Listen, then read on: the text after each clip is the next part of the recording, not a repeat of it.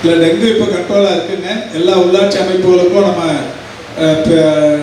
DPH வந்து தகவல் அனுப்பியிருக்கிறாரு. எங்கெல்லாம் இந்த தண்ணி தேங்கி நிற்குதோ அந்த தண்ணி, அதாவது தேவையற்ற இடங்களில் தேங்கி நிற்கிற தண்ணீரை உடனடியாக அப்புறப்படுத்துவதற்குரிய நடவடிக்கைகள் எடுக்க வேண்டும் என்று சொல்லியிருக்கிறார். ஒவ்வொரு வருஷமும் வர இந்த டெங்கு விகிதம் என்பது இப்போ நமக்கு கட்டுக்குள்ள தான் இருக்கு. 1/1/2024 12/7/24 வரைக்கும் இது வரைக்கும் அந்த பாதிப்புன்னு பார்த்தோம்னா 5554. இறப்பை பொறுத்தவரை 2. இது கடந்த ஆண்டுகளை கணக்கிடும் போது மிகப்பெரிய அளவில் கட்டுக்குள் இருக்கிறது என்பது ஒரு மகிழ்ச்சியான விஷயம். இந்த ஜூலை மாதத்தில் இந்த மழை காலம், நீங்கள் சொல்ற மாதிரி மழை காலம் என்பதால் இப்போ மட்டுமே இந்த மாதத்தில் மட்டுமே ஏற்பட்டிருக்கிற இந்த பாதிப்பு 776. எல்லாருமே இப்போ நலமுடன் இருக்கிறார்கள், ஒன்றும் பிரச்சனை இல்லை, கட்டுக்குள் இருக்கிறது. என்னமா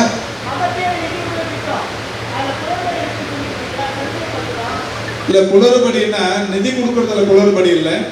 அந்த போர்ட்டல் தயாரிப்பதில் ஒன்றிய அரசாங்கத்தின் சார்பில் அங்கிருந்து இப்போ நம்ம பெரும்பகுதியான நிதி நம்ம தான் தரோம். அதில் அவங்க கொடுக்குற அந்த நிதியில் அந்த அவங்க பட்டியலில் வந்து அந்த போர்ட்டலில் ஏற்றுறதுல பிரச்சனை இருந்தது.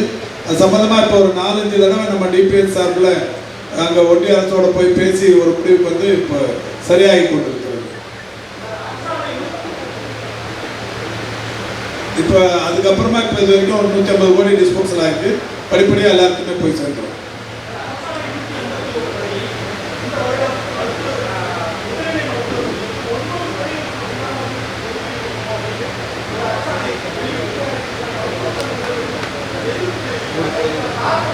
இல்லை, இது எல்லாரோடும் பேசி முடிவு பண்ணது தான். ஏன்னா இப்போ ஆரம்ப சுகாதார நிலையங்களில் மருத்துவர்கள் பார்த்தீங்கன்னா இப்போ ஒரு எம்பிபிஎஸ் படிச்சுட்டு போய் ஆரம்ப சுகாதார நிலையத்துக்கு போகிறதுங்கிறது தான் சரியான ஒன்றா இருக்கும். பிஜி முடிச்சுட்டு ஆரம்ப சுகாதார நிலையங்களுக்கும் வேலை வேணுங்கிறதுக்காக போயிடுறாங்க. அப்போது அந்த இடத்த வந்து அது நிரப்பப்பட்ட இடமா அது மாறி போகுது. அதுக்கப்புறம் அவங்களுக்கே ஒரு 6 மாதம் 7 மாதம் கழிச்சு வேற எங்கேயாவது வாய்ப்பு வரும்போது இங்கிருந்து போயிடுறாங்க. அப்போ அந்த இடம் காலியாகி போகுது. இந்த மாதிரியான நிர்வாக ரீதியிலான நிறைய சிக்கல்கள் இருக்குது. இதுக்கெல்லாம் முடிவு பண்ணுறதுக்கு தான் ஏற்கனவே துறையில் மருத்துவ துறை சார்ந்த அலுவலர்கள் இது உட்காந்து பேசி தான் இந்த முடிவு எடுத்துருக்குறாங்க. இருந்தாலும் இப்போ யார் எதிர்ப்பு தெரிவிக்கிறாங்களோ இது வேணான்னு சொல்கிற சங்கங்கள் கூட இருக்கும். இப்போ எல்லாத்தையுமே எல்லாரும் ஏற்றுக்கிறதுங்கிறது கஷ்டம். இல்லை பிஜி படிக்கிற அத்தனை பேருமே இதை ஏற்றுக்கிறாங்க. யூஜி டாக்டருங்க கொஞ்சம் பேர் இதுக்கு எதிர்ப்புன்னு தெரிவிக்கிறாங்க. இருந்தாலும் இவங்க 2 பேரையும் கூப்பிட்டு வச்சு பேசி இதை சரி பண்ணிடுவோம். அது இஷ்யூ இல்லை. அதனால் பெரிய பாதிப்பு யாருக்கும் இல்லை. என்னமா இல்லை, இது இப்போ பொதுவாக கேரளாவில் இருக்குது அப்படிங்கிறது தான் இது. இப்போ நம்ம பொதுவாகவே இந்த 3 வருஷமாகவே கேரளாவோட இந்த நமக்கும் கேரளாவுக்குமான இந்த பார்டர் ஒரு 16 இடம் பார்டர் இருக்குது.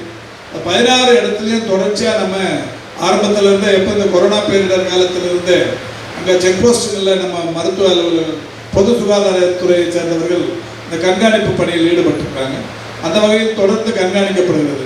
அது மாதிரி கேரள பகுதியிலிருந்து யாராவது இங்கே கோயம்புத்தூருக்கு வந்து மருத்துவமனைகளுக்கு வந்தாலும் அவங்களும் தீவிரமாக கண்காணித்து அவங்களுக்கு அளிக்கப்படுகிற சிகிச்சைகள் அதையும் கண்காணிக்கப்படுது. அது அந்த பார்டர்லேருந்து வரவங்களையும் தொடர்ந்து கண்காணிக்கிறாங்க. அதனால் இது வரைக்கும் எந்த விதமான தொற்று பாதிப்பு நம்ம தமிழ்நாட்டுக்கு ஏற்படலை.